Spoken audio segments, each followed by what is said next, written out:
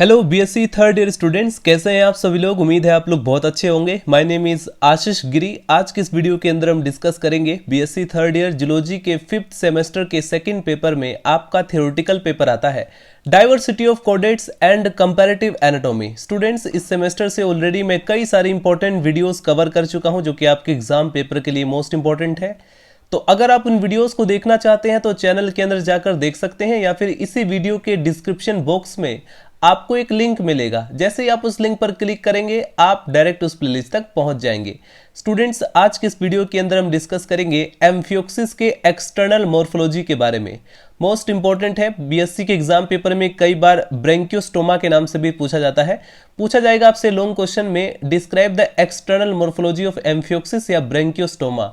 तो आपको कौन सा डायग्राम बनाना है, कौन कौन से पॉइंट आपको एक्सप्लेन करने हैं। इसका डाइजेस्टिव सिस्टम भी मोस्ट इंपॉर्टेंट है। बीएससी के एग्जाम पेपर में ज्यादातर इसका डाइजेस्टिव सिस्टम भी पूछा जाता है, तो उसको भी हम नेक्स्ट वीडियो के अंदर कवर करेंगे। तो चलिए स्टूडेंट्स, वीडियो को स्टार्ट करते हैं। यदि आप बीएससी के कॉन्सेप्ट को हिंदी में समझना चाहते हैं तो आप इस चैनल से जुड़ सकते हैं। Heading डालीजिए amphioxus. एम्फियोक्सिस में सबसे पहले हम देखते हैं कि इसका क्लासिफिकेशन सिस्टमेटिक पोजीशन क्या है। इसे फाइलम कोर्डेटा के अंदर रखा गया है, सब फाइलम सिफेलोकोर्डेटा के अंदर रखा गया है, और टाइप है ब्रेंकियोस्टोमा या फिर एम्फियोक्सिस। हम देखेंगे स्टूडेंट्स कि आखिर इसे कोर्डेटा के अंदर क्यों रखा गया है। कोर्डेटा के अंदर तो बड़े हायर टाइप के एनिमल्स आते हैं, बहुत ज्यादा विकसित प्रकार के। तो इसमें कौन कौन से ऐसे फीचर्स है जिसकी वजह से इसे कोर्डेटा के अंदर रखा गया।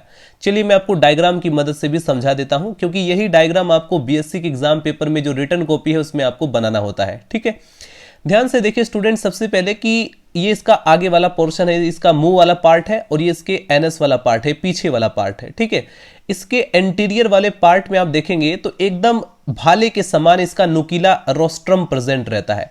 इसीलिए इसे हम लेंस्युलेट भी बोलते हैं। क्यों बोलते हैं? क्योंकि ये भाले की तरह आपको दिखाई पड़ेगा आगे से। ठीक है, इसके बाद ये इसका ओरल सिराई रहता है, ये इसका ओरल हुड रहता है, ये इसमें वेस्टिब्यूल प्रेजेंट है, और व्हील ऑर्गन भी प्रेजेंट रहते हैं। व्हील ऑर्गन शॉर्ट क्वेश्चन में आपसे जनरली पूछे जाते हैं। इसके बाद आप देखेंगे इसमें फेरेंजियल ग्लिल स्लिट्स भी प्रेजेंट है, जो कि कोर्डेटा का एक मोस्ट इंपॉर्टेंट फीचर रहता है।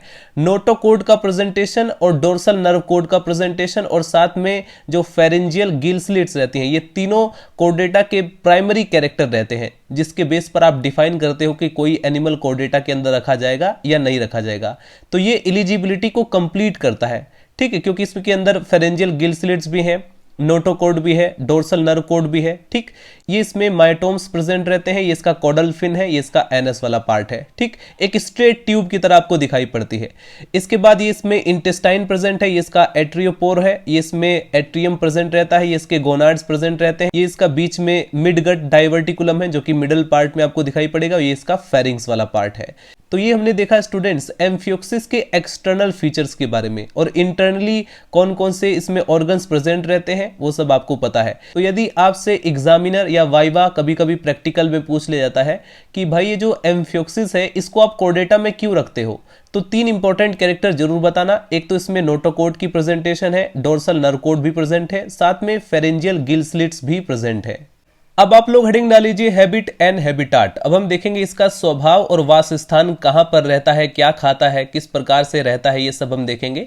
तो एम्फियोक्सिस एक समंदर में रहने वाला प्राणी है, और यह अंध महासागर, हिंद महासागर, भूमध्य सागर तथा चीन के जो दक्षिणी तट है उसके साथ साथ कम गहरे पानी में पाया जाता है, यानी बहुत ज्यादा गहराई में नहीं पाया जाता है। यह रेत में बिल बनाकर रहता है, और इसके शरीर का अधिकांश भाग रेत में धंसा रहता है। केवल इसका सिर या शरीर का कुछ भाग ही रेत से बाहर निकला रहता है। यह रात के समय में जनन काल में बिल से बाहर निकल करके स्वच्छ रूप से पानी में तैरता है। ब्रेंकियोस्टोमा या जिसे हम एम्फियोक्सिस भी बोलते हैं, एक टिपिकल, एक प्रारूपिक सीलियरी फीडर रहता है। प्लैंक्टोनिक सूक्ष्म जीव इसका भोजन रहते हैं, यानी कि फूड के रूप में जो है प्लैंक्टोनिक जीवों को खाता है, जो कि लगातार जल की धारा के साथ साथ माउथ में प्रवेश करते रहते हैं। जल की धारा माउथ से प्रवेश करने के बाद एट्रियोपोर से बाहर निकल जाती है, और एम्फियोक्सिस में नर व मादा जनन अलग अलग होते हैं, यानी मेल बॉडी अलग होती है, फीमेल बॉडी अलग होती है। इसके गैमेट जो होते हैं, युग्मक जो होते हैं, वो जल में ही स्खलित किए जाते हैं, यानी मेल और फीमेल जो होते हैं वो अपने गैमेट्स को पानी के अंदर रिलीज कर देते हैं, और वहीं पर इनका एक्सटर्नल फर्टिलाइजेशन होता है। ठीक है, क्योंकि अब बॉडी से बाहर फर्टिलाइजेशन होता है तो उसे हम एक्सटर्नल फर्टिलाइजेशन कहते हैं। इनमें जो डेवलपमेंट होता है वो परोक्ष होता है, जिसमें कि स्वच्छ रूप से फ्री स्विमिंग करने वाला एक लार्वा बनता है जो कि कुछ समय बाद एडल्ट में कन्वर्ट हो जाता है। अब हम देखते हैं एम्फियोक्सिस के एक्सटर्नल फीचर्स के बारे में। एक्सटर्नल फीचर में देखेंगे इसके शेप, साइज और कलर के बारे में। तो एम्फियोक्सिस एक छोटा सा संकीर्ण, दीर्घी तथा मछली के समान जंतु है। आपको ये फिश की तरह दिखाई पड़ेगा जो कि 5 से 8 सेंटीमीटर लंबा होता है। इसका शरीर प्रभासी होता है। लेटरल यानी पार्श्व से आप देखेंगे तो संपीडीय तथा दोनों सिरों पर नुकीला होने के कारण यह भाले की नोक लेंस के समान प्रतीत होता है। इसी कारण इसे हम लेंसियोलेट कहते हैं। भाला फेंकने में आप लोग नीरज चोपड़ा को अच्छी तरह से जानते हैं, गोल्ड मेडलिस्ट रहे हैं। तो उसी तरह से उसी भाले की मैं बात कर रहा हूं, एकदम भाले की नोक के जैसा इसका जो है आगे वाला एंटीरियर पोर्शन रहता है, जिसे हम रोस्ट्रम कहते हैं। धारा रेखित शरीर इसे बिल में रहने एवं तैरने में सुविधा प्रदान करता है और इसका पिछला सिरा अगले सिरे की अपेक्षा अधिक सुंडाकार होता है। अब हम बात करते हैं स्टूडेंट डिवीजन ऑफ बॉडी यानी कि शरीर का विभाजन। एम्फियोक्सिस में वास्तविक हेड नहीं होता है। इसका शरीर 2 भागों धड़ पुच्छ में विभाजित रहता है। इसका बड़ा अगला भाग धड़ तथा पिछला छोटा भाग पुच्छ कहलाता है। धड़ का अगला भाग आगे की ओर से निकल करके एक नुकीली प्रोथ या रोस्ट्रम बनाता है। इसके बाद यदि हम इसकी बॉडी के अंदर छिद्र या अपर्चर्स की बात करें तो धड़ पर माउथ, एट्रियोपोर तथा गुदा द्वार नामक 3 छिद्र होते हैं।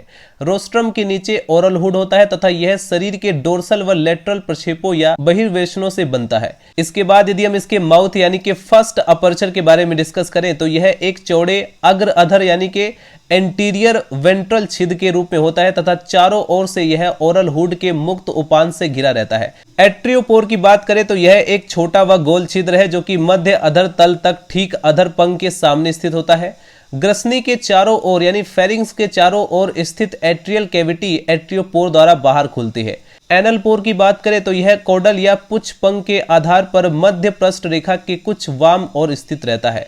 फिन्स एंड फोल्ड्स की बात करें तो एम्फियोक्सिस की बॉडी में 3 अयुग्मित यानी अनपेयर्ड या अनुदैर्य मध्य पंख होते हैं। ये क्रम से डोर्सल, कोडल व वेंट्रल पंख होते हैं। डोर्सल फिन धड़ की पूरी लंबाई में मध्य पृष्ठ रेखा के साथ स्थित होता है। यह पीछे की ओर पूंछ के चारों ओर स्थित एक चौड़े पुच्छ पंख के साथ सतत रहता है। अधर पंख जो होता है वो मध्य अधर रेखा पर पुच्छ पंख से शुरू होकर के एट्रियोपोर तक स्थित रहता है और यह डोर्सल फिन की अपेक्षा कुछ अधिक चौड़ा रहता है। डोर्सल फिन तथा वेंट्रल फिन जो होते हैं वो क्रमशः फिन रे बॉक्सेस की 1 या 2 श्रृंखलाओं द्वारा अवलंबित रहते हैं। ये संयोजु यानी कि कनेक्टिव टिश्यू व जिलेटिनी श्लेष्मी पदार्थ के बने होते हैं। एम्फियोक्सिस के पखने तथा फिन रेस बक्से मछलियों के पखने एवं फिन रेस से भिन्न रहते, डिफरेंशिएट होते हैं। आगे नोट डाउन करेंगे स्टूडेंट्स, एम्फियोक्सिस में पेयर्ड पंख नहीं होते। सारे के सारे जो फिन रहते हैं वो अनपेयर्ड रहते हैं।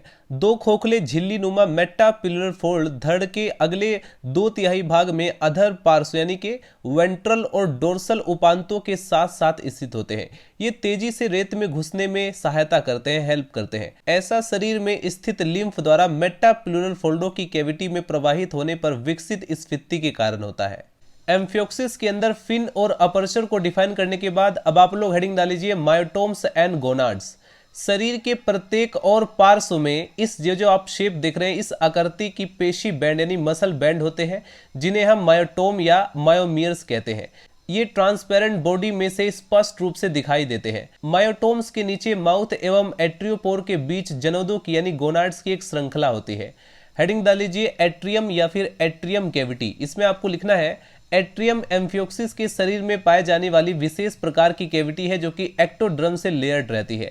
यह फेरिंग्स तथा इंटेस्टाइन के अगले भाग के पार्श्व तथा अधर तलों को घेरे रहती है। 36वें मायोटोम के समीप यह एट्रियोपोर द्वारा बाहर खुलती है। एट्रियम 36वें मायोटोम के काफी पीछे तक एक अन्य विस्तारण के रूप में गुदाद्वार तक फैला रहता है तथा इंटेस्टाइन यानी आंत्र की दाहिनी ओर स्थित रहता है। एट्रियम की अधर दीवार में उधार होते हैं जो कि प्राथमिक जड़ की ओर प्रावर्तित है। आगे नोट डाउन करेंगे लार्वल स्टेज में एट्रियम विकसित होने से सीलोम को स्थानांतरित हो जाती है। यह शरीर के अधर तल पर क्लोम दरारों के पीछे एक जोड़ी लंबवत उद्रेकों के रूप में आरंभ होता है। इन्हें हम मेटाफ्लोरल फोल्ड कहते हैं। प्रत्येक फोल्ड के अंदर की ओर सब एट्रियल उद्रेक निकलता है। दोनों ओर बढ़ करके यह पूर्ण वृद्धि को प्राप्त होती है। परिपक्व युग्मक यानी कि मैच्योर गैमेट एट्रियम में पहुंच करके एट्रियोपोर द्वारा बाहर निकल जाते हैं। इसी प्रकार फेरिंग्स में से प्रवेश करने वाली जल धारा क्लोम छड़ों में से होते हुए एट्रियम से पहुंच करके एट्रियोपोर द्वारा बाहर निकल जाती है। नेक्स्ट वीडियो के अंदर हम डिस्कस करेंगे एम्फियोक्सिस के बॉडी वाल के बारे में, उसके बाद एम्फियोक्सिस के स्केलेटल सिस्टम के बारे में, देन उसके बाद हम डिस्कस करेंगे एम्फियोक्सिस के डाइजेस्टिव सिस्टम के बारे में। इस वीडियो के अंदर हमने कवर किया एम्फियोक्सिस के एक्सटर्नल मॉर्फोलॉजी के बारे में। तो मिलते हैं स्टूडेंट्स नेक्स्ट वीडियो में। Bye bye, Tata.